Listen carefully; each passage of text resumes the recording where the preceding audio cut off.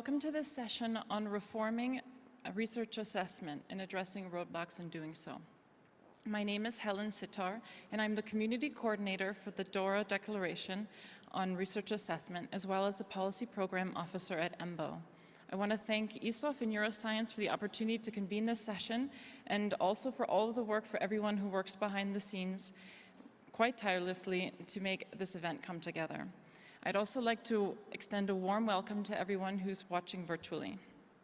In this session, we will explore how the research community can move past barriers which keep us from implementing new evaluation procedures, and we will discuss how different groups can incentivize as well as promote behaviors which create a more open, rigorous, and inclusive research culture. Now, I'm delighted to introduce our panel, which comes from different parts of the research system. First, we'll be hearing from Elena Simokovic, who will provide insights from her research in the field of science and technology studies from the University of Vienna. Then we'll get the funder perspective from David Carr, who manages the Open Research Program at the Wellcome Trust in the United Kingdom. Then, for insights on challenges faced by university libraries, we'll go to Ann Leito, who's the director of the Tritonia Academic Library at the University of Vasa in Finland and the chair of the network of Finnish University Libraries. Then Ulrich Nagel will provide insights on institutional level change as the founding director of the Quest Center on Transforming Biomedical Research at the University Hospital in Berlin, Germany. And last but not least, we'll hear from Malvika Sharan about changes in challenges in assessing contributions to open science. Malvika is the community manager for the Turing Way project at the Alan Turing Institute in the United Kingdom. So first you'll hear from me a short introduction about DORA and its mission, and then we will hear from each of our speakers who will talk for about 10 minutes. And then finally we'll have a panel discussion in the last half hour of the session when we'll take audience questions. But already if you're participating from home, you can go ahead and enter your questions now in the Q&A. You can also follow us on Twitter at DORA Assessment. So why do we need to reform research assessment practices? Unfortunately, the current evaluation system puts researchers under an enormous pressure, particularly to publish in high journal impact factor journals. And this incentivizes behaviors that are really not in the best interest of the research system. Researchers, however, make many different contributions to research beyond publishing articles. They share data sets, establish protocols, mentor the next generation of researchers, inform the public via interviews and talks, advise policymakers, and conduct unrecognized tasks, also called invisible work. In recognition of the need to improve the ways in which the outputs of scholarly research are evaluated, in 2012, a group of stakeholders convened to write the Declaration on Research Assessment, which we now call DORA. Since 2012, DORA has become a worldwide initiative that covers all scholarly disciplines and stakeholders and has been signed by over 2,020 organizations in 2020 and 16,000 individuals. So why do we need to change the focus of evaluations? Well, by focusing on merit instead of prestige or where one has published in a journal, we can reduce the pressure on researchers to publish only in high impact factor journals. We can also encourage the adoption of practices that support open science and improve the rigor and reliability of research. And you'll hear more from several speakers about these topics. We can also enhance collaboration between researchers and other more desirable behaviors. Essentially, if we want the scientific system to evolve in the direction of openness, inclusivity, and ever greater integrity and reliability, then we need to incentivize the behaviors that will lead to that culture change. Therefore, DORA has the mission to advance practical and robust approaches to improve how research is assessed, both globally and across all disciplines. So the DORA objectives and strategy are as follows. We seek to raise awareness by calling attention to new tools and processes in research assessment and the responsible use of metrics that align with core academic values of the community, such as promoting consistency and transparency.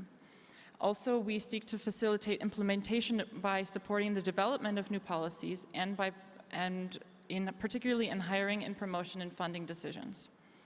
And we seek to catalyze change broadly by spreading assessment reform to all different scholarly disciplines. And we also seek to improve equity in academia by encouraging the involvement of underrepresented researchers in determining new assessment processes, therefore to address systematic injustices. So if all of this is so straightforward, why isn't change easy? Well, really, we all know that it's not. Often when one proposes a change, unforeseen challenges, which we call roadblocks, do arise. And these prevent positive changes from being implemented. That's quite unfortunate. However, if we start to understand these roadblocks, we may be able to surmount them. But first, we need to ask certain questions in order to understand what problems stand in our way. For example, are there administrative barriers that keep us from implementing change? Or are there financial limitations at the institutional or departmental level? And are there challenges in gaining buy-in or trust of decision makers or people in power? And then if we do already have the buy-in of leaders, how can we then actually go about and start implementing changes? Now, these are all really important questions that I hope that our wonderful panel of 5 speakers will be able to address all of the questions today. No, I think that won't be possible, but we will have a lively discussion. So now I would like to pass the stage on to Elena Sumakovic, who will be joining us virtually, as all these speakers will. And she will be talking on the key tensions and dilemmas in research assessment reform from the perspective of science and technology studies. Elena is a doctoral candidate in science and technology studies at the University of Vienna and is conducting research on the proposed transition from journal subscriptions to full open access in academic publishing. Previously, she was also a member of the European Commission's expert group on the future of scholarly publishing and scholarly communication. And now she's started a new role as the team lead for open science at the Zurich Technical University for Applied Sciences in Winterthur, Switzerland. On to you, Elena. I hope you can all hear me well. So, as introduced, as a PhD student in the field of science and technology studies, today I'm going to contribute a view from this field and address key tensions and dilemmas that I can identify in research on the research assessment reform. So for the purpose of overview, I have listed all the 4 key tension areas that I have identified so far in this field.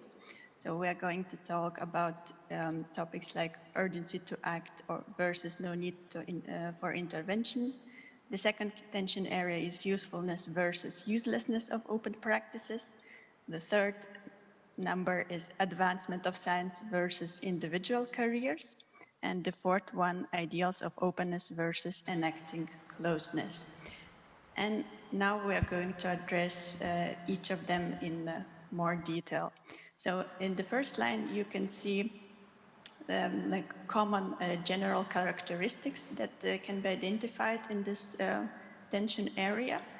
So for the first tension area, this would be like problem and solution narratives that we can see, or dual discourses of risk and opportunity, or governing by numbers. And I thought it might be useful to visualize this in terms of a triangle. So this triangulation that you can see, on the one side is one extreme position, urgency to act, and on the other side is no need to intervene. So the arguments that we can see in various policy documents, in initiatives, and so forth.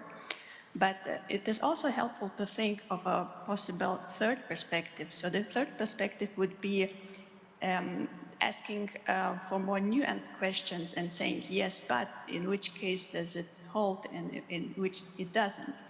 So just to give you some more details and some more ideas, what do I mean by this? So on one side, we see arguments saying that we need to act. There's this urgency to act. So we hear of failed attempts. So now we finally need to speed up to have open access or an open science transition. And it should be, or it is framed as a win-win business case for all.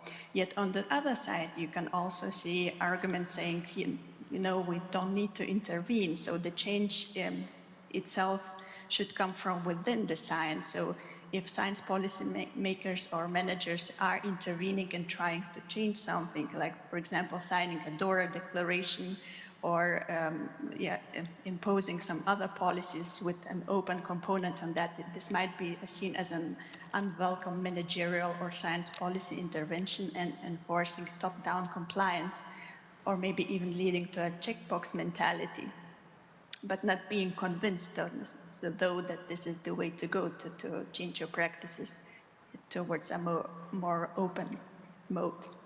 And then we could ask this third perspective and say, yes, but if we really go for that, so what parts of science get changed and what remains stable if we try to open up a science system or certain processes, peer review, publishing practices, and so forth. So who is giving a voice and who is silenced or maybe even remains agnostic? Is there any symbolic role of setting targets and future making with this policy documents and setting targets? And how do we deal with uncertainties and unintended consequences then? Then if we move to the tension area 2, then we can see as a broad characteristic that there are unexpected benefits and beneficiaries. It is seen as a panacea for all, or others would say they have no illusions, and that this would revolutionize the science system at all. So on the one hand, again, we have arguments claiming usefulness of open practices, and on the other extreme end, we have arguments saying there is no use, so we could summarize as uselessness of open practices. So on this first side, there is often an argument saying that if we have public funding, then it should result in public access to research results. There's a moral argument there as well. There's an argument saying that we would add more value for taxpayers if publications, research data, and all the research products are openly available. It would create more innovation in jobs, give visibility, citation advantages, or benefit scholars in Global South or other regions of the world. Yet on the other side, we have arguments claiming that this actually wouldn't change much at all. So, because many don't see big access barriers or don't perceive them, certain digital tools might be more effective to promote visibility or comprehensibility of research work. There might be no need to differentiate or more need to differentiate target audiences, or they wouldn't just have illusions on a broad public take-up of research results. And the third perspective, again, would say, yes, but many academics who do not perceive access barriers, for instance, they might be themselves sort of caught in an access bubble and like having very well-funded academic libraries at the institutions that they work at, and do not perceive that there are indeed access barriers because they are within that privileged bubble, so to say. Then we could also argue that openness shouldn't be seen as an endpoint in itself, so making your academic articles available in open access, it's not the endpoint in itself, for instance, but should help to advance science, for example. And yet, who would be the biggest, maybe unexpected beneficiaries if we indeed to make everything openly accessible with the research results? The third tension area that I've identified is advancement of science versus advancement of individual careers. And here we could think of an evaluation gap. So thinking of indicators. By evaluation gap, I mean the gap between what is valued and what is evaluated. So there's a mismatch or a discrepancy between. And maybe there are even new open gaming tactics to emerge. So on this one side, with regard to advancement of science, we can hear like this intrinsic motivation and ethos of science, that if someone would decide to become a scientist, then they would be interested in the interest of science and their vocation to publish everything as open as possible, and that this practice would even correct perverse incentives and structural flaws in the science system, or cue science own ills and also make more use of technological possibilities and so forth. And on the other hand, there's advancement of careers, like Helen said in the introduction, that there are still publication pressures and strategic behavior. So if you want to make a career in science, there are trade-offs to make and certain indicators that are very powerful in the competitive logic that we have. Yet the third perspective would say, yes, but if we switch everything to the open mode and try to open up and be critical about our practices, there might be some new gaming tactics to emerge. There might be some Matthew effects that would amplify positive but also maybe negative practices and their effects, or maybe disparities might even increase. And finally, to wrap up, there's also a fourth tension area, which I termed like ideals of openness versus enacting closeness. So on the one side, you see this sort of romantic enthusiasm, enlightenment, ideas, and maybe even nostalgia for the early days of open activism, where it would be really seen as science as public good and need to take back control and realign with the internal principles of science. Yet on the other hand, you can see erecting new barriers, and this especially goes to the so-called article publishing charge or APC model in open access publishing that we can see right now, where many conditions need to be fulfilled to become an eligible author. New barriers are erected instead of the old ones, and again, tensions arise between national budgets and interdisciplinary working modes and so forth.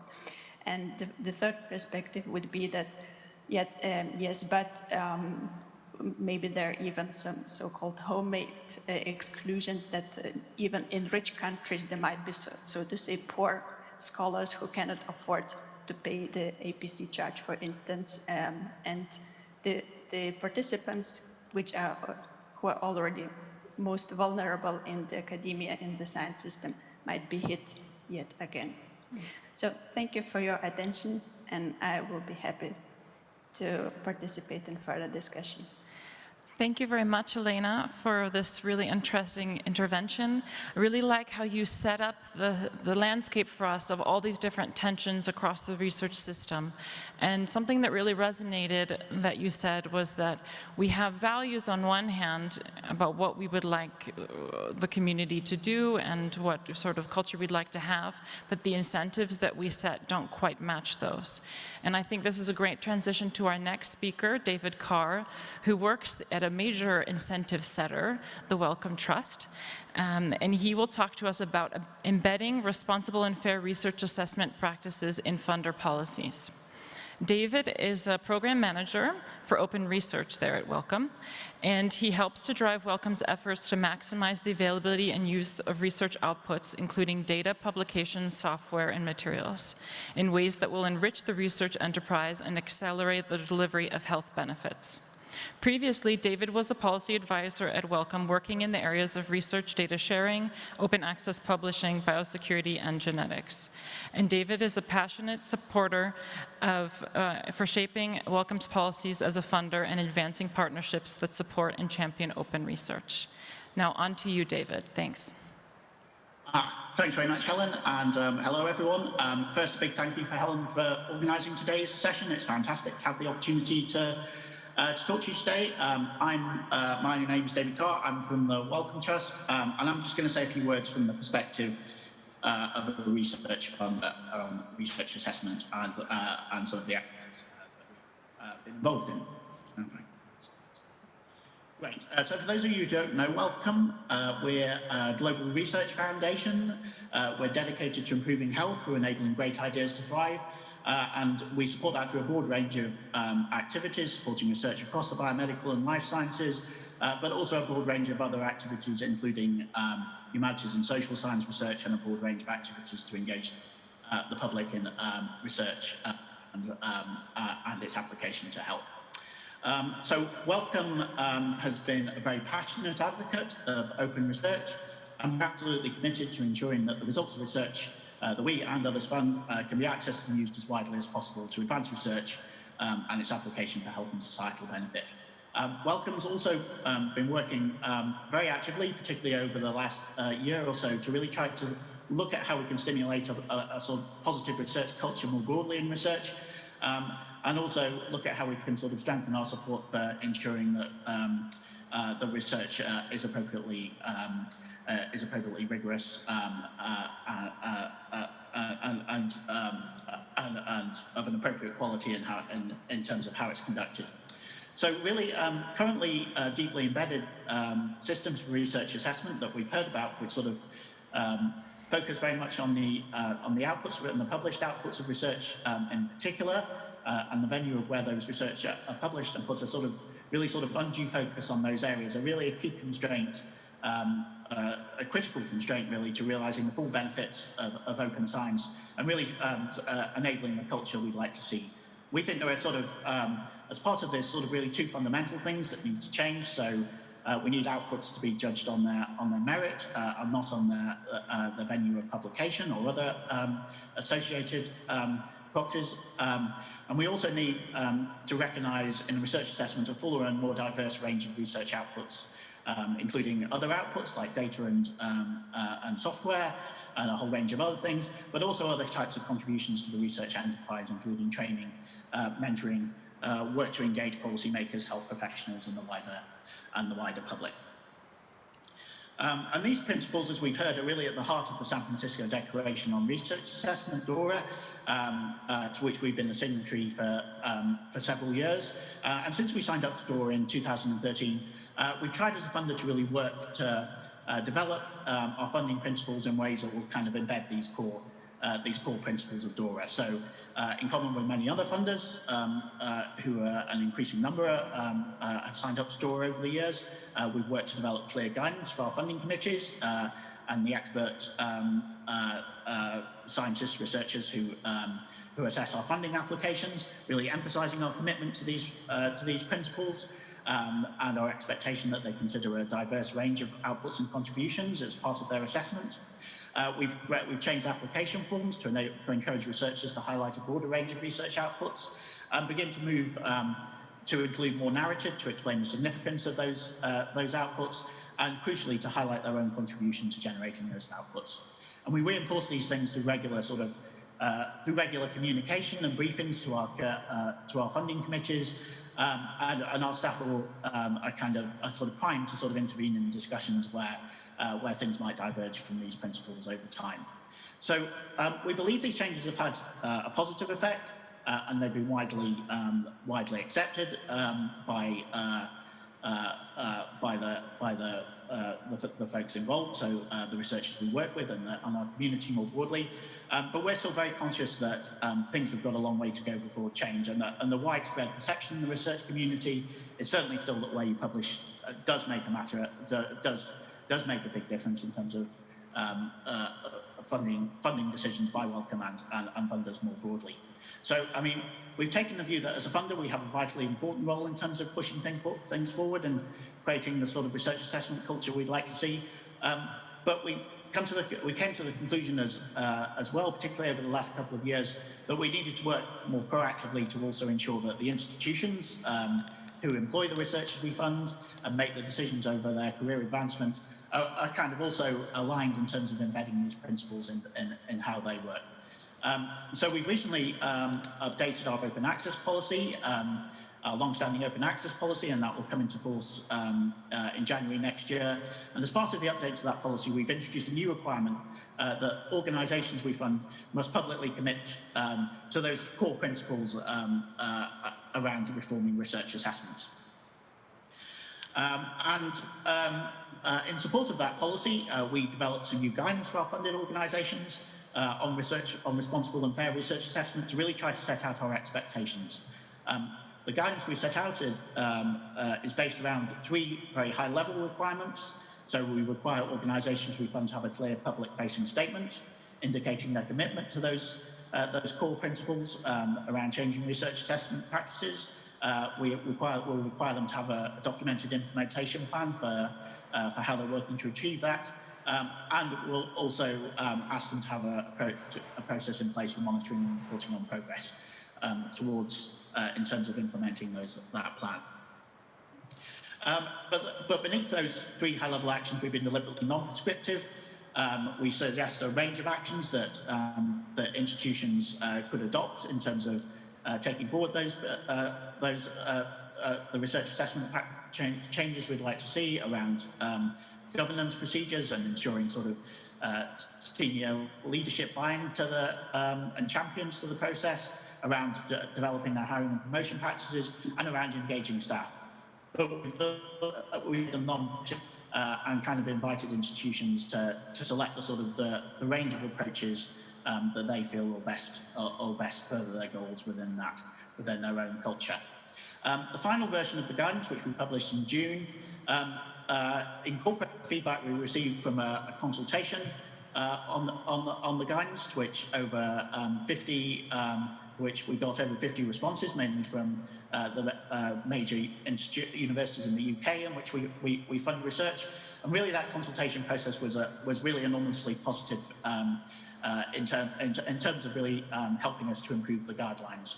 There was a lot of positive feedback and support from institutions, and I really think it helped to change the guidance and make it more relevant for the institutions we fund. So one of the key calls we got, for example, was to broaden the scope of the guidance, to incorporate broader concepts around responsible metrics beyond those core principles of DORA, and that's something that we tried to do. And we also really tried to, and it also really emphasised that the institutions we support are at kind of very different stages in many cases in terms of their sort of journey, in terms of adopting and sort of implementing the principles of DORA, and that we had to recognise that and be clear with institutions that those that had established processes in place, we weren't asking them to do anything duplicative or kind of parallel to the guidance. And so I just wanted to close with a few kind of reflections from the work we've done. I think there's definitely a very strong growing momentum and commitment to change, which is fantastic, which can be seen from the increasing numbers of funders, organisations and individual researchers who are signing up to DORA and related declarations. But I think there's a real need to work to instill trust within the research community that those signed up to those principles are fully committed to change, and probably more needs to be done to sort of put this into practice. I think efforts to change research assessments are a really key part of building a positive research culture, and sort of efforts to do this should be sort of integrated within that broader goal.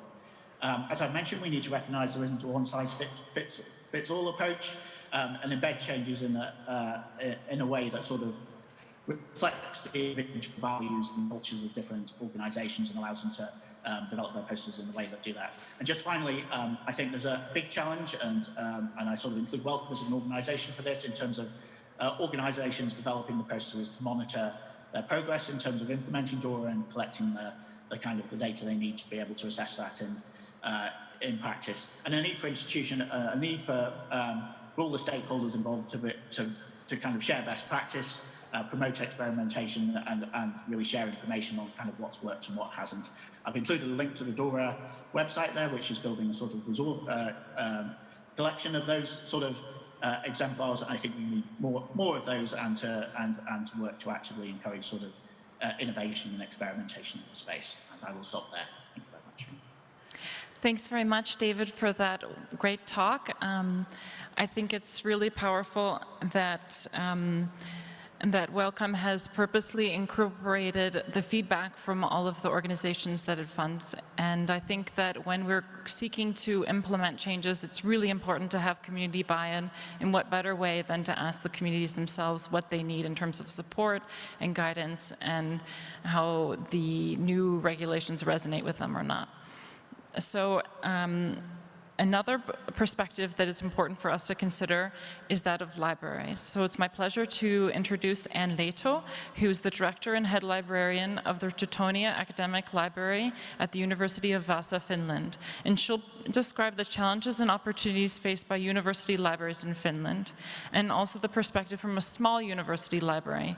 And this is a perspective where often people libraries that are not as well funded as the large research performing organizations. And she also organizes seminars on bibliometrics for university librarians and other stakeholders in Finland with the objective of enhancing knowledge sharing and capacity building. And she's the current chair of the network of Finnish University Libraries. And an advocate for libraries' roles in advising and improving research assessment procedures within their institutions. On to you, Anne. Thanks for joining us.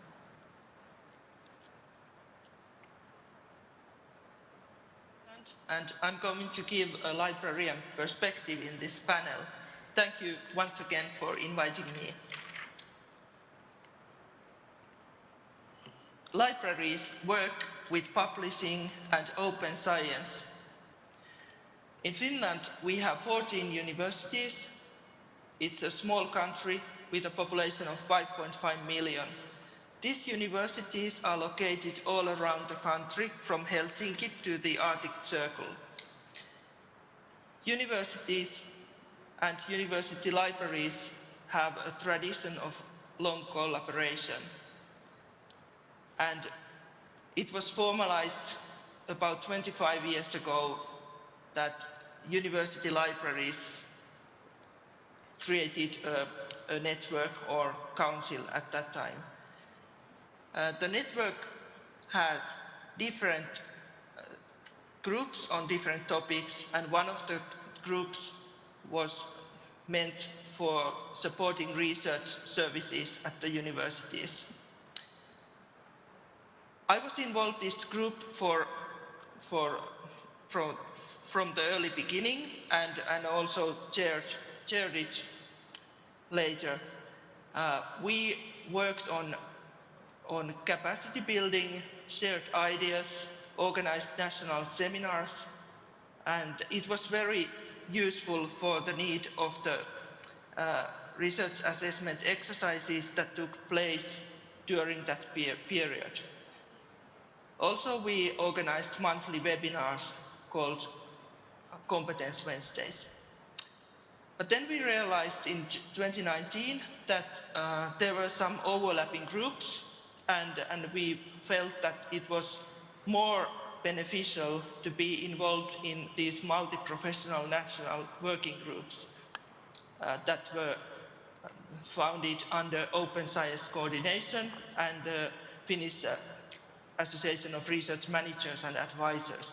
These groups are very much bottom-up, and there are altogether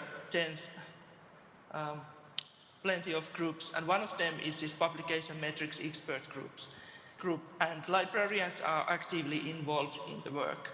And what we have continued still, we have continued to organize these national bibliometric seminars together with other stakeholders. Next, I'll explain you a national publication rating system that is related to the funding of the universities. So this classification, the idea was that it will be a kind of a balancing system to impact factors that don't cover all scientific fields. And in the past, universities reported only volumes of publications to the ministry, and the idea with this publication forum rating was that it will be also qualitative data that is reported to the ministry. And there are 3 levels and expert panels who give these levels to the publications. And the advantage is that it's so comprehensive and the scientific community can influence the system. But the idea was that it will be used only to evaluate large volumes at macro level, like the whole country or scientific field or research institutions, not like, it was not meant to be used to evaluate merits of an individual researcher. But of course, this was a very welcome tool, and research community has learned to use it. So if we now say that, no, this is not good, you shouldn't use it, but this whole question is quite complex. And as you see, the university funding model still uses this system. We have a new model that will be in effect from next year, 4 years to come. And in this system, I have marked with this red arrow that the scientific publications account for 14% of university funding. But what we really welcome here is that open publications will have a coefficient in this system. But this publication forum rating that is based on publication channels, that means that if you publish in a specific journal, your publication is valued on the basis of that journal, the rating of that journal.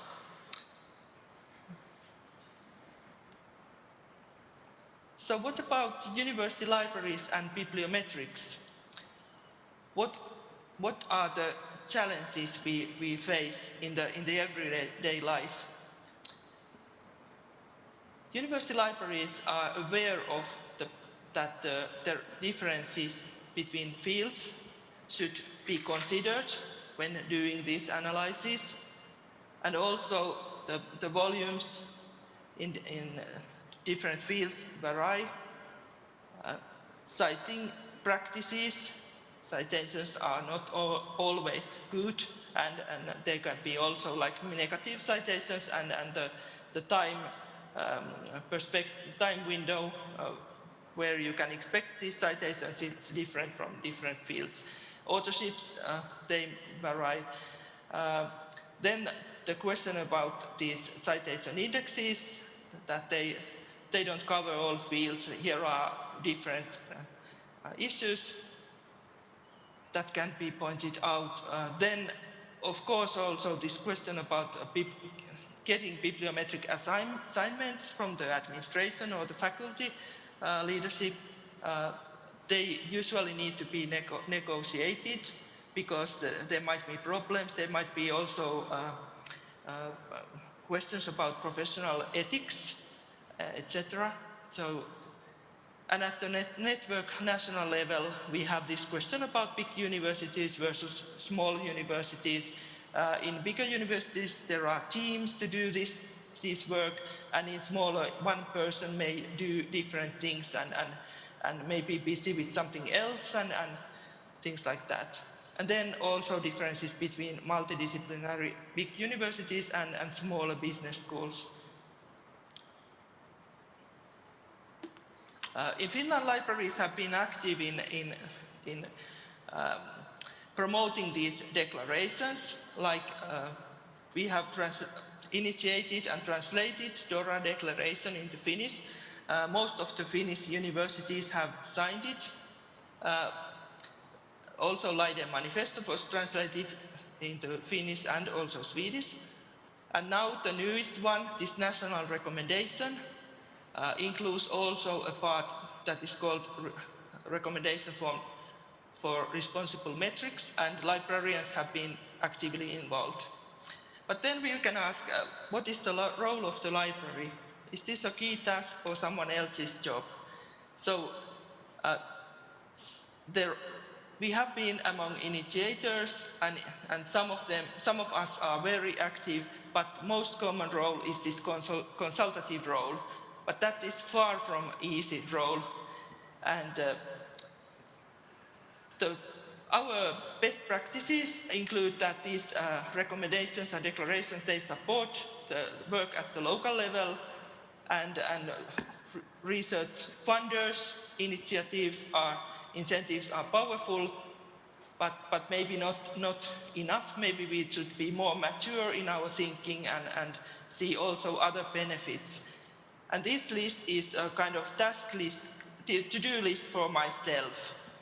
So from neutrality to responsibility, I want to emphasize these things: information, education, collaboration, discussion, and continuous learning.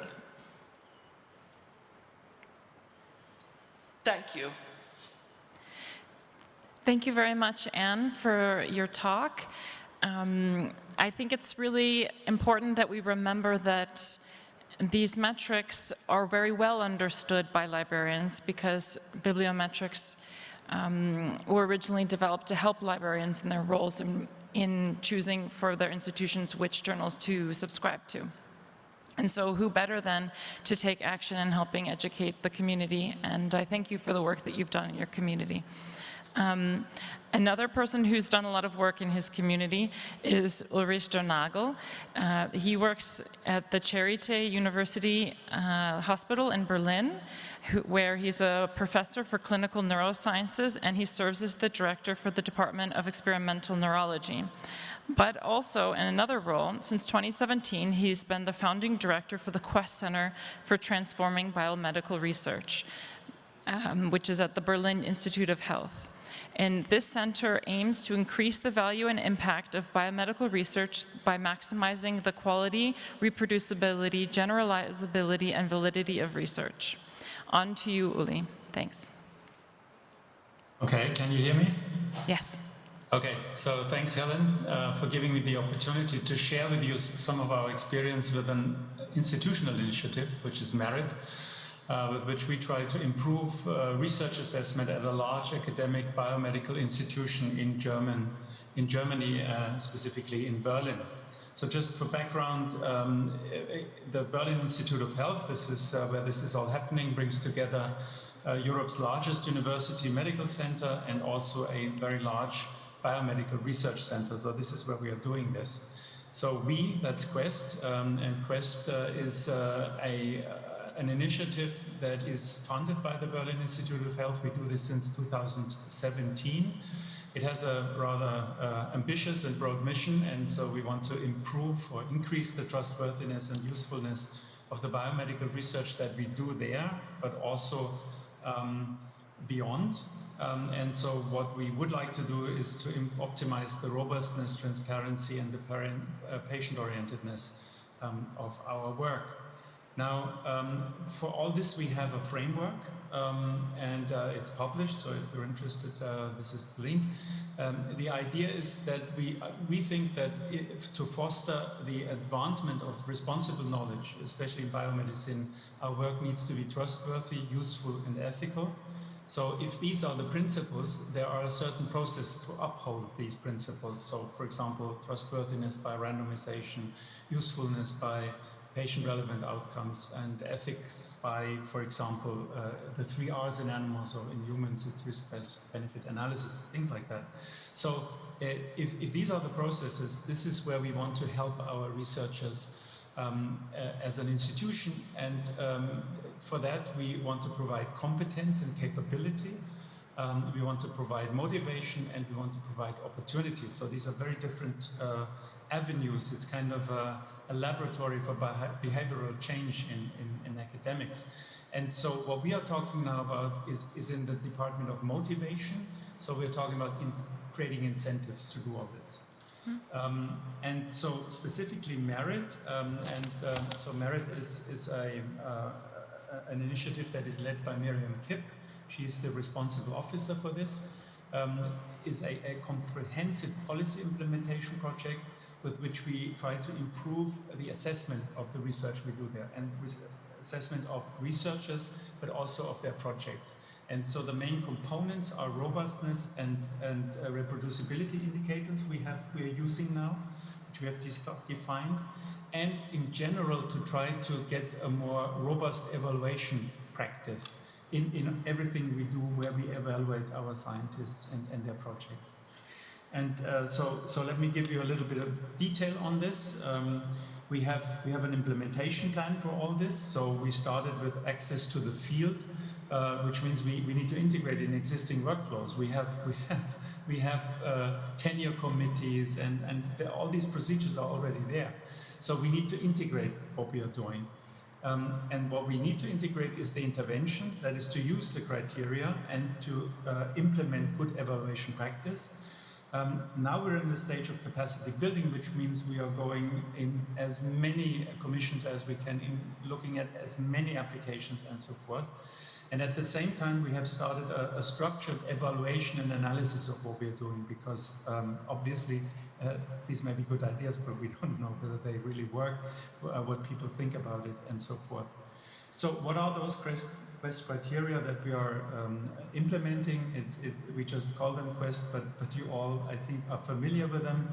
So we ask our scientists and also the people who apply for positions at the Charité about priority setting, about their scientific premises.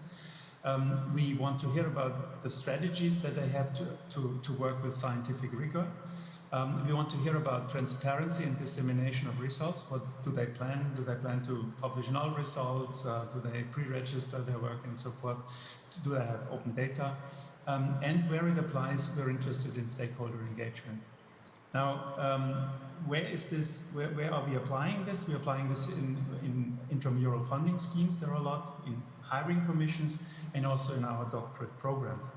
Just to give you an idea how this works, so if you apply for a professorship at the Charité, you are guided to a website, and the website collects information, and it goes well beyond what most applicants are used to. So, for example, they get a question like the Charité attaches great importance to transparent replicable research and supports open science. This includes blah, blah, blah. And then it asks, how have you been pursuing these goals so far, and what are your plans for the future? And this is then transmitted to the commissions and used in those evaluations. This is just one example. So we have introduced narratives for those things, statements on the impact of their self-selected papers, why exactly have they selected them. We want to hear about their open science and reproducible research activities, to their contribution to team science. We are all relating this to academic age. We have provided, or we're providing, this is ongoing, a Shiny app that helps commission members to work with all this information. And importantly, we have a good evaluation practice officer sitting in commissions as an observer, and that's a person that actually explains the process and supervises it. This is part of a thrust towards good evaluation practice, and that's, I don't have to read these items to you, but these are the things that we are trying to introduce in all, beyond just those 4 criteria that I told you, in all the evaluations we are doing at the Charité. What's the scope, or where are we right now? We have so far handled roughly 150 applications for professorships with what I just told you. We have processed around 300 applications for internal funding streams that we have at the Charité. Our good evaluation practice officer has so far had a seat in 17 committees for professorships.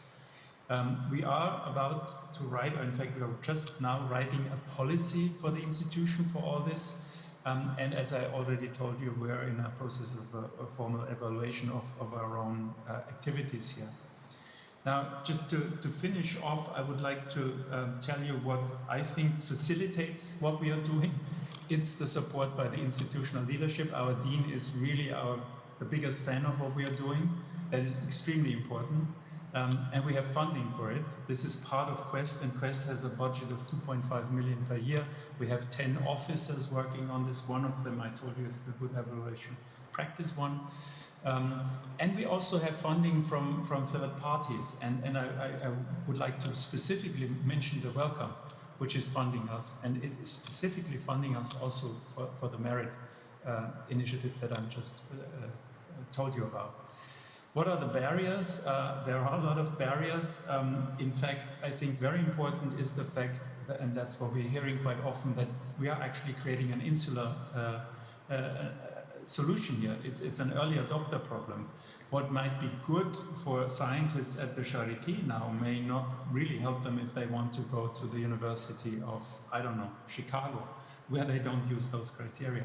So we need more to get on board. I want to be honest, it's not easy. So we have a lot of skepticism and even some opposition of established researchers, and these are exactly the persons who sit on those committees. So this is hard work. I think we're making progress, but it's hard work, and this is the biggest barrier institutionally right now. I think that they just want to stick with how many Nature papers did you publish, what is how much third-party funding have you accumulated, and if these numbers are, and they want spreadsheets and they want to sort things. So that's a barrier, but we're there to overcome it. So finally, I want to give credit to Miriam Kipp. She's the one responsible for it. It's her brainchild. She's one of those good evaluation practice officers, and she has a team that works on that. And she's happy to also answer questions. And I specifically would again like to thank the Wellcome for funding our efforts here. Thank you. Thanks, Uli, for connecting all of these different aspects of what we've been talking about, from what incentives we want to set to implementation plans across one's institution, to addressing specific issues that come up, as you said, with resistance and distrust among senior scientists. I think these are all really important things for us to keep in mind, and I look forward to seeing the experiences of other institutions as they take on the challenges that you've taken on with the Merit Project. So next we'll hear from Malvika Sharan on challenges in assessing contributions to reproducible research and open science. So very much related as well in terms of the focus on reproducibility. Malvika is the community manager of the Turing Way project, which is an open source and collaborative book project at the Alan Turing Institute in London. Malvika works with a diverse community to develop resources and ways to make data science reproducible, ethical, collaborative, and inclusive for a wider community. She holds a PhD in bioinformatics and has worked at the European Molecular Biology Laboratory, where she solidified her values as an open researcher and community builder. She's the co-founder also of the Open Life Science Mentoring and Training Program, and a fellow of the Software Sustainability Institute, and a board member of the Open Bioinformatics Foundation, where she focuses on training and involvement of historically marginalized groups in open science and informatics. On to you, Malvika. Thank you, Helen. I hope you can hear me. First of all, it's a pleasure to be on this panel with everyone, and I really appreciate the arrangements that you all have made for us to attend this virtually. So as a community manager, my talks will be about assessing challenges in contribution and in reproducible research and open science, and in general, open science communities. So first of all, many of the speakers have also mentioned that reproducibility and transparent research is a better way to go forward with the assessment of research. And in that direction, I'll start by simplifying what reproducibility actually means. So reproducibility is when same analysis steps are applied on same data set, they produce the same answers. And this starts from exactly from designing the research idea, planning your research, collecting data, data processing, publishing them, archiving them, and making sure that others can build on your research. So even though this definition seems quite simple, it isn't as simple as we make it sound like. However, it is definitely a metric for quality. It involves many crucial tasks that ensures that we can actually understand what level of research can be impacted in the society. But at the same time, we also have to understand that it is an overwhelming process. There are requirements of skills that are not taught, and this work is often done by self-motivated individuals. At the same time, it's not mandatory for publication, which has been so far seen as the ultimate prize that we are all looking forward to. So how do we actually approach assessment based on reproducibility, which has in itself a lot of issues?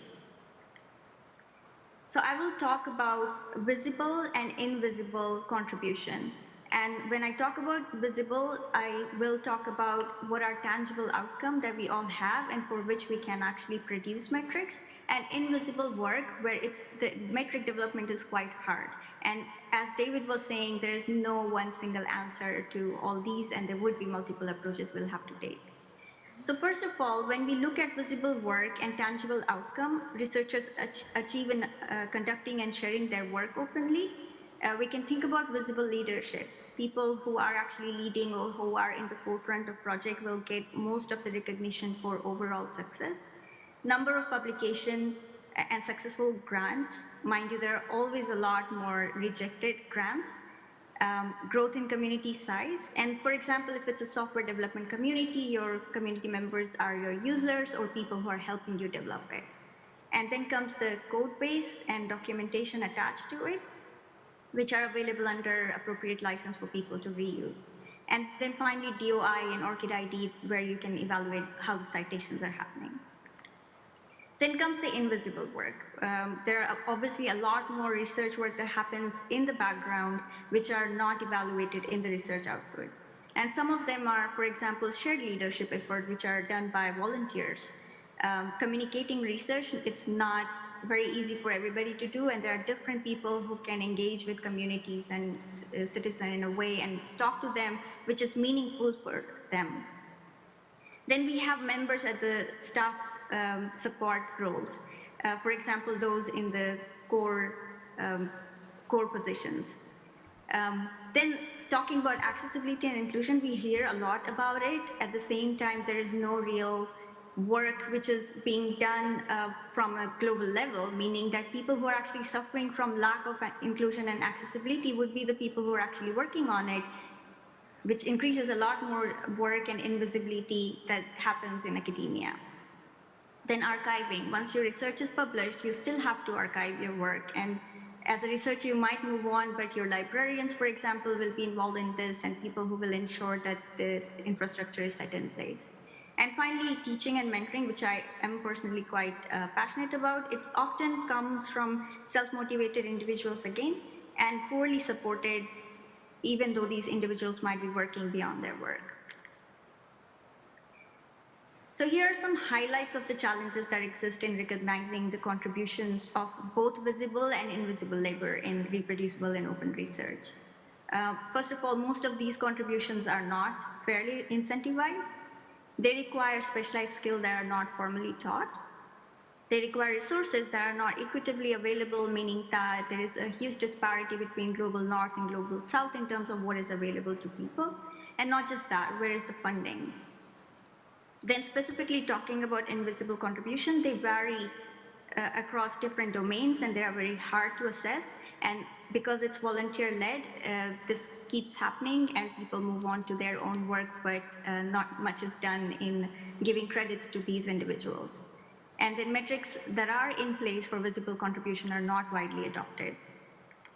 Some initiative I want to give a shout out to are DORA, obviously. Then we have in the UK Research Excellence Framework, there is a volunteer-led effort called Hidden Rep, which aims to recognize hidden work. We have a credit taxonomy for different contribution type. We have JAWS for software publication, and chaos metric, which goes beyond traditional incentive structure and also takes into account inclusion and diversity. So we have been hearing for a very long time, this is time for cultural change, and we will keep on hearing this, but I want to add a layer to that. And I would say that it will not be a fair culture change if we do not recognize less traditional research outputs. So in the remaining 3 minutes, I'll give example from my work from the Turing Way and Open Life Science. So the Turing Way is an open source community-driven book project which involves and supports diverse community members in developing guides to reproducible research. At the same time, also aims to develop resources on project design, communication, collaboration, and ethics. This project is led by Kirsty, and I'm a community manager of that. So we can assess it in terms of the traditional metrics, where we have numbers and stats, which is very exciting. So in less than a couple of years, we have been able to collaboratively develop 100 subchapters. Our community members are 175 contributors who have co-developed these resources, but we also have thousands of users and readers all across the world. And our moonshot goal is to make reproducibility too easy not to do, because it's extremely easy to say that, but it's not easy to do. But then if we talk about assessment and acknowledgement in open science, which is where my interests lie, what I would like to talk about is that we try to do it quite intentionally. So I have tried to separate them into 5 points. First is eligibility, who is eligible to contribute. So I would say anyone who has interest in contributing can contribute. System, more like dismantling the system of assessment. We want to promote a culture of collaboration over competition, and very against the capitalistic idea of individual credit. We want to have a shared ownership of the project. And in terms of recognition, we provide a place for people to record and highlight their contribution, specifically what they deem is important for their own CV, and these contributions can be shared, for example, in their CV and with their employers. Then the chapter's developer, who are not just writer, but also reviewers, are named author of the book. The quality is important, of course, and therefore we have a community-driven review and open acknowledgement of these work. We have a participation guideline which tries to simplify the framework where people work. And we also have community-based efforts, engagement, and support. Finally, who are these community, right? These community members are diverse contributors, and their perspective are extremely important to us. The second project is Open Life Science, of which I'm a co-founder of with Yo Yehudi and Bernice Watu. It's a 16-week-long cohort-based program which we launch twice a year. It's a mentoring and training that helps people gain open leadership skill so that they can design inclusive projects. So here we try to go away from openness to inclusion. Again, in the 5 metric, the eligibility is anyone who has interest in developing a community-led project in open science, and they come from diverse background, identity, and knowledge. Our system, or dismantling the system, is to broaden the access of open leadership skill to everybody, irrespective of what resources do they have. Then we have a global platform available for different researchers to get recognition for their work, and always recognition is not enough, so we are trying to set honorarium system for all these volunteers. The quality is the commitment of these people to learn, and finally our community role is to empower people so they can design inclusive communities. And to sum that whole thing up, I would like you to focus on, when we go ahead with it, is to how do we incentivize volunteer work in open science? Open science volunteer work should not be exploited. Teaching and mentoring is important, and how can we actually incentivize them? Again, incentive is really different across different communities, and there shouldn't be one single answer to it. Then identifying resources to ensure that inclusive research is possible. Developing matrix for recognizing invisible labor, which is extremely difficult. So if we want to go ahead with this, we want to support open source communities, open projects to recognize contribution of all the people by improving matrix of assessment. And I think with that, I'm done. I would like to acknowledge all my colleagues, specifically Kirsty, Yo, and Bernice, and thank you for listening to me. Thanks very much, Malvika. It's been great to hear about all your different initiatives for building capacity within the community from the ground up, as well as your perspective on the challenges in recognizing and developing easy ways to give credit for work that so far has been invisible in formal procedures. So now we'll move on to the question and answer portion of the session. If you have any additional questions, please enter them in the chat. We've got a lot of really wonderful questions. I'm afraid we won't be able to answer them all, but we'll start with this question about reducing the pressure on researchers. So there's been a suggestion that maybe we actually need to scale down on evaluation, evaluate less. And the question is, do we need incentives for everything to drive behavior, or could we rather just trust researchers and empower them to do the right thing and take decisions for themselves? So go ahead, anyone who'd like to start with that. Can we switch to the panel?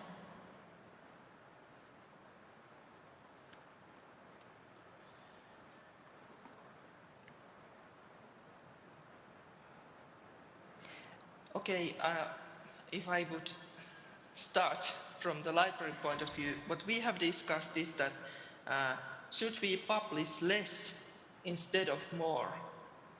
But this constant evaluation, it has been here at the universities from this new public management trend, and in Finland from the new university law.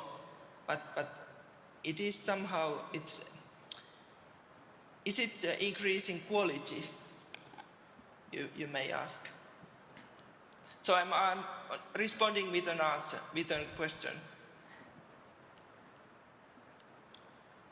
I'll let another one of you take on that question.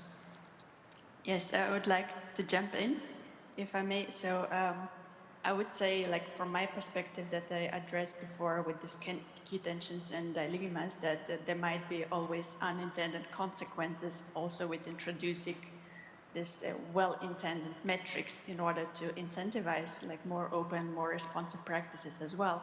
And just to speculate a bit, let's say, like in your presentation, and you also said that there will be like additional points for researchers in Finland for publishing in open access journals, right?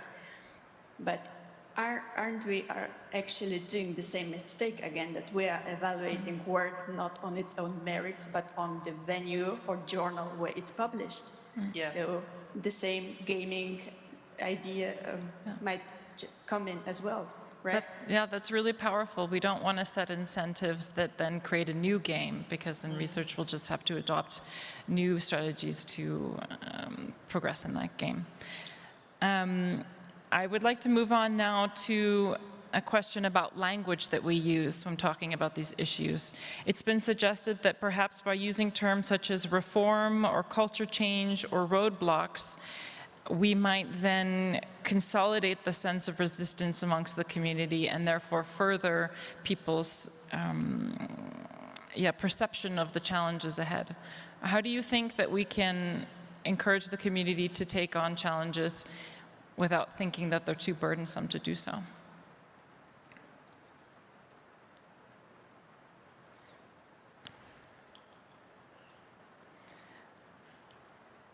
I can start. I know other folks have a lot to say.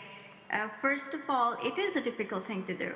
So there is nothing wrong in actually conveying to the world that this is a difficult task to do, and the people who are responsible for doing it are not just the policymaker or funders or librarians, it's all of us. But I do understand the sentiments. As a non-English native speaker, I might just read into the line and maybe the discussion might seem different to me. And therefore, I think it is our responsibility how we communicate with our stakeholders and how we take responsibility to advocate for these reformation or change, culture change, and not look at it as a negative word. Mm-hmm. I wonder what David is thinking, actually.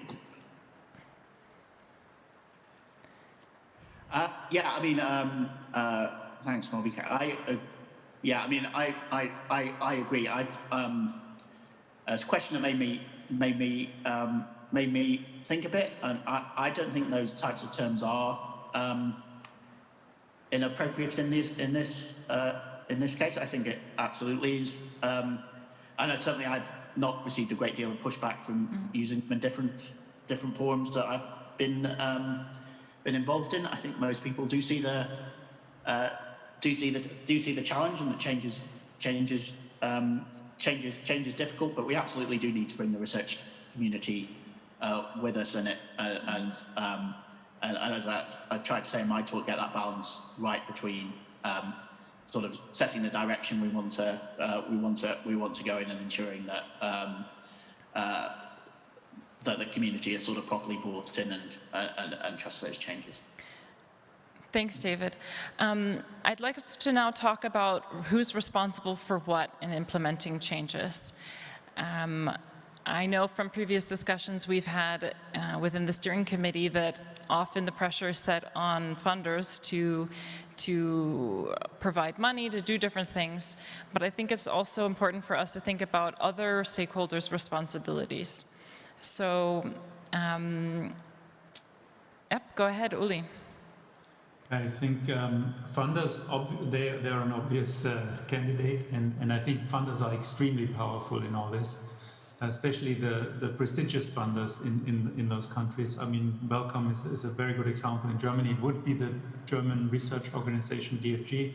It's very conservative because the DFG, unlike the Wellcome, is us. It's kind of a representation of the researchers in Germany, which means you don't expect a lot of change from there. But other than the funders, I think the responsibility for all this is with the institutions. There is totally clear to me, because I mean they receive the funding from the state and they steer this whole process. I think they are the pivot in all this.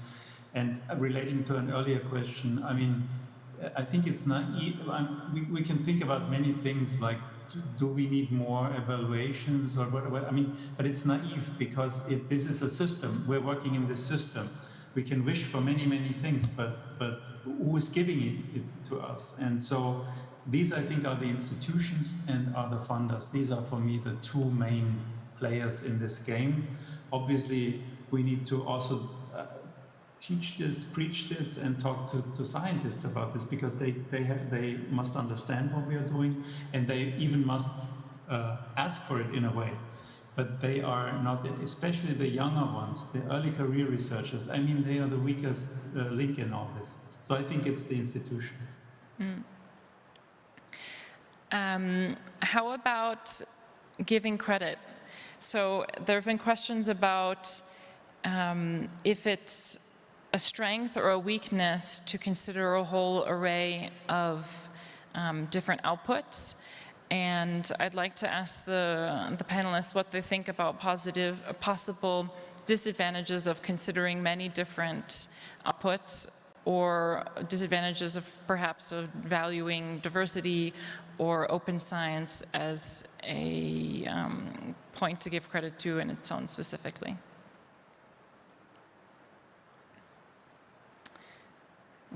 Go ahead, Uli, again, and then, go ahead, Elena, and then we'll go to Uli. Yeah, but I actually wanted to suggest to Ulrich to respond to that. Indeed, I liked very much your reference to the facilitators versus barriers that you experience with merit at your day, and what you termed insular solution, so the isolated solution or application. And I think this illustrates very well the answer to the question, but you probably can comment a bit more on how do you experience that tension. Well, thanks. But first of all, I was going to refer to what you said, and I think various times you mentioned unintended consequences, and you also mentioned that we don't exactly know how effective we are and what we are doing. So if we talk about responsible metrics, all this is extremely plausible, but we don't know whether it has the effect that, so we need to evaluate this, and we need to be very honest about this also in terms of implementing it, that we don't know whether we really have the answer.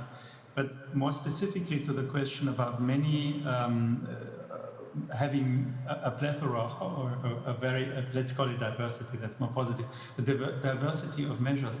I would say in a way, yes, that would be plausible, but we need to think about practicality.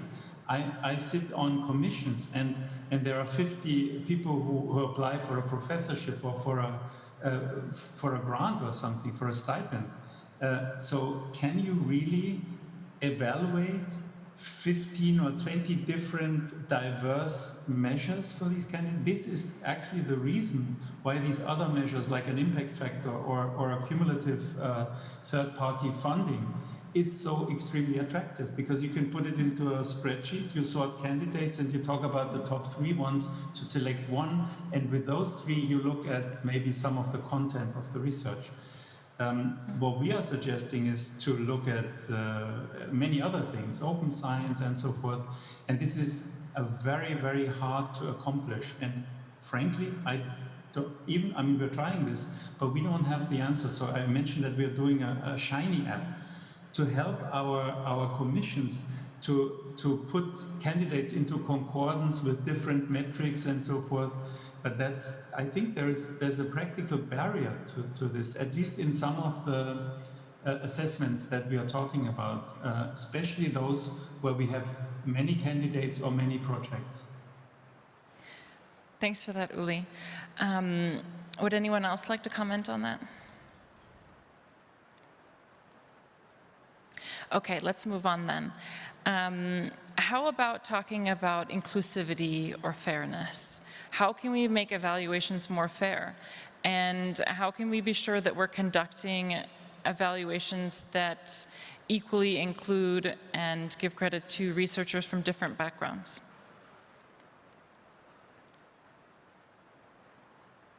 Yeah, Malvika?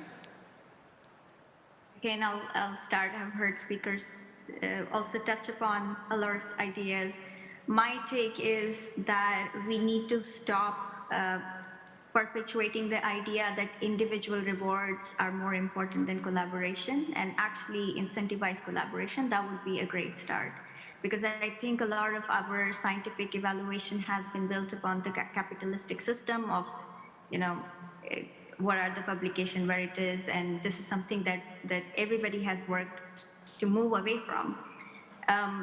And talking about recognizing different backgrounds, it might be also related to the previous question. If we are evaluating different components, we need to take into consideration who is it important for. Maybe not all components are important for every individual, but if every individual have different career paths where different thing would be valuable. I think Elena touched upon what is valuable and what do we evaluate. And this might really vary from individual to individual, project to project. And again, I think everyone has said it, and it doesn't harm to repeat it. There is no single solution, and it should not have to be.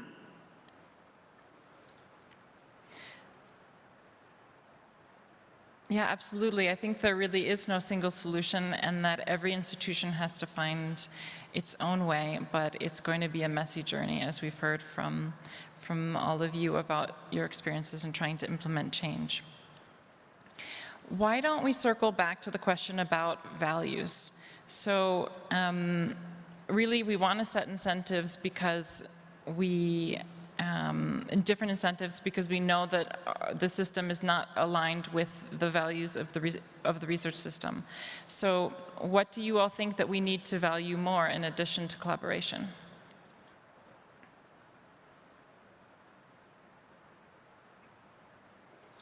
Yes, here I enjoyed very much, Malvika, your point on the invisible work and invisible labor, like mentoring, teaching, or even librarians doing the archival and supporting publishing tasks. So I think that those things that are not invisible and not explicitly articulated right now, but which are of value to the academic work and to the progress of even knowledge and science and doing research breakthroughs and so forth. So we need to become more explicit and articulate that invisible work. And I guess your example with your initiative is also a good, inspiring, probably, example on how to move on, and Uli's example as well. And I think, it's easy to say, yeah, we're just so small, we just have this insular solution and only have this isolated application, but everyone can do their bit, right? And if we reach a critical mass, and there will be maybe this paradigm shift, and then it will be the new normal. Why not? I think your point really relates to something that you said at the end of your talk, Uli, which is if a researcher is within one context and works at one organization where the incentives are set this way, but then wants to move to another organization where perhaps their hiring policies are not aligned in the same way, they might be at a disadvantage. So how can we, as a wider research community across institutions, help the community align different incentive practices and assessment practices so that they're more cohesive? Is there perhaps a role in this in the work of funders or in the role of libraries? What do you think, Dave or Anne? I'll let you take that question.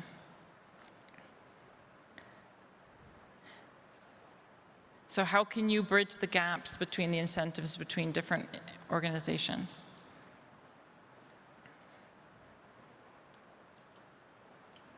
sorry, shall I have I'm not sure I know the answer on that one, but I'm happy to say. I mean, yeah, I think in terms of the role of funders, yeah, I mean, I think we, and I suppose that's through the work that we've started on working with institutions. I mean, that's what we're trying to work towards. I don't know how much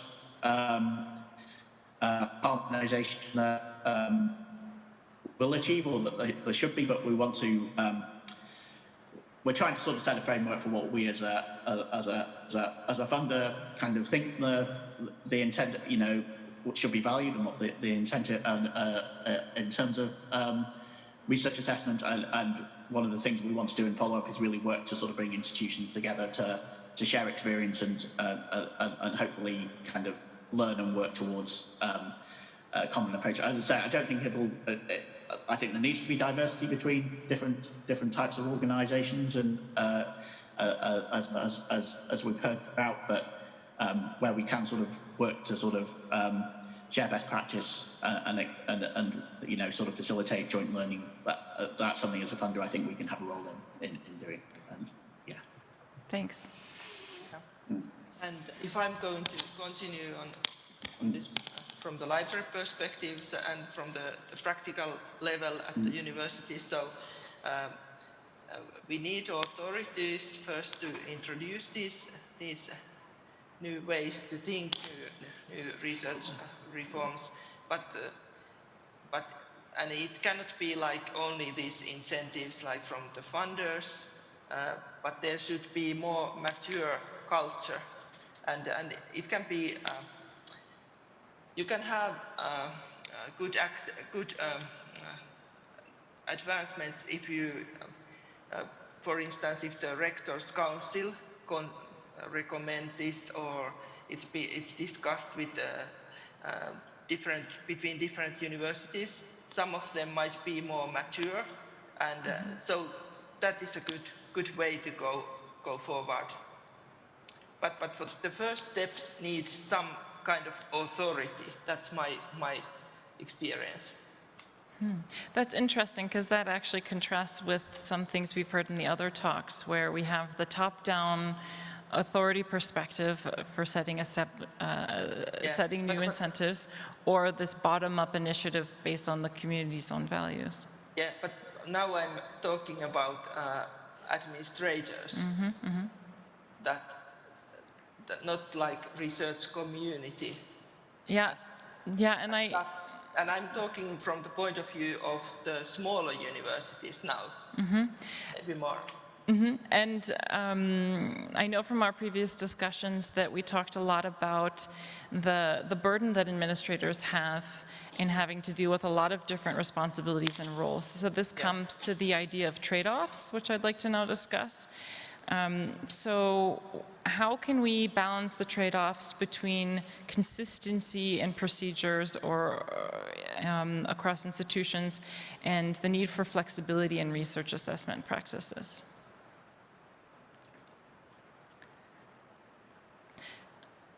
So for example, at the institutional level, maybe, Ulrich, how do you adjust the expectations that you have of different departments when the fields are slightly different? Well, I think in biomedicine, academic biomedicine in principle is very homogeneous. Obviously, I mean, in fact, the impact factor and these other metrics are much more susceptible to different fields, because neuroscience, we have fancier journals than, I don't know, dentistry.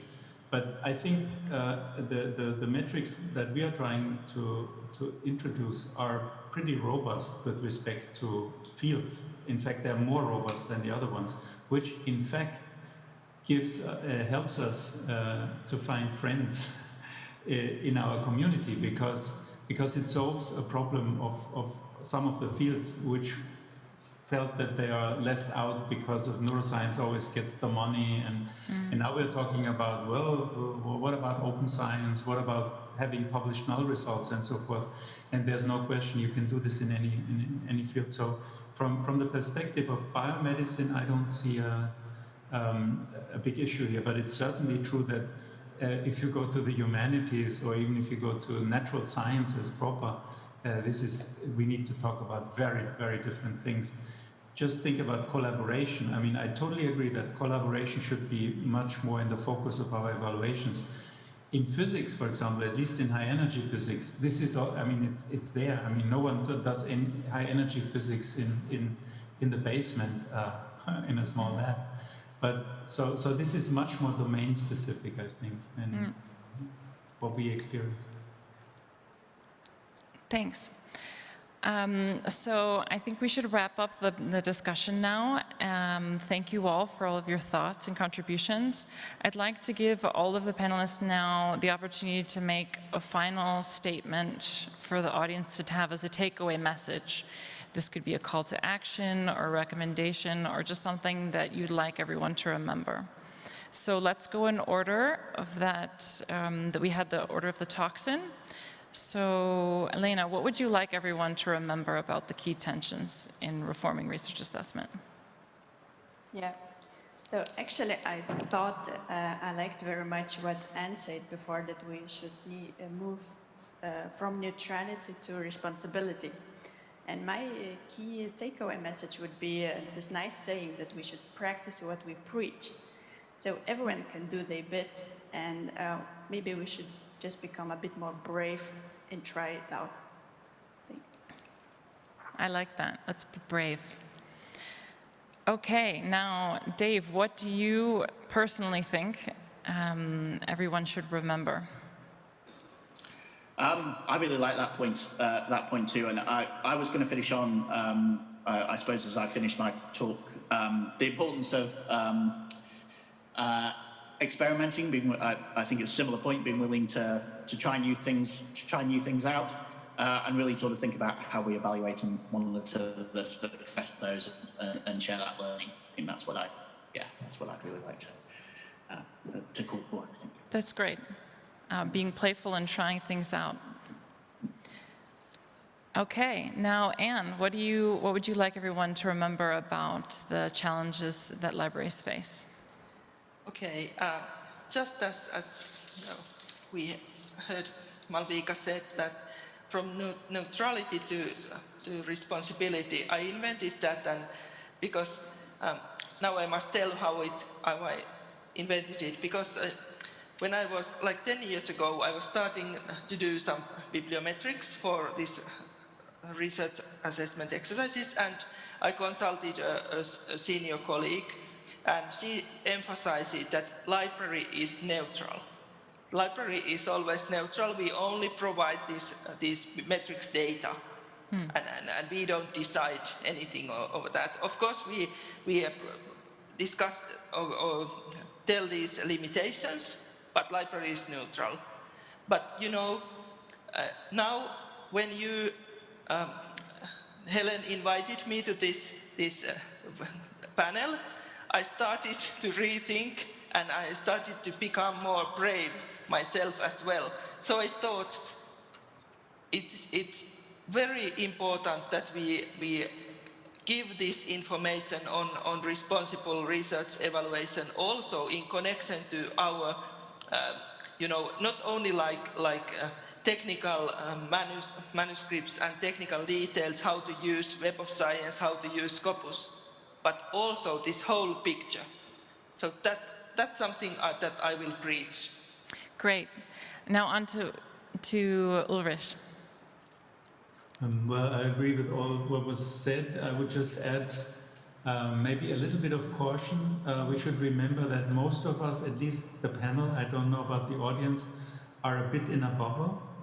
And so we are enthusiastic, we are preaching, we are totally convinced that everything we are suggesting will change the world to a better world. But we need to be aware that not everyone's convinced yet. And that actually not all the things that we have on our minds will end up being useful and relevant. So a little bit of modesty and also trying to convince others with arguments about what we think would create a better space for research. That would be my. Thank you. And Malvika, you have 15 seconds. I want to say that incentive as a word is not well defined, and this is why we have to involve people who require this incentive in understanding what this looks like to them and not make decisions for themselves. Well, thank you all so much for being in our panel, and I hope that we can continue this discussion on social media and in future DORA events. Thanks very much for participating. Bye-bye. Bye.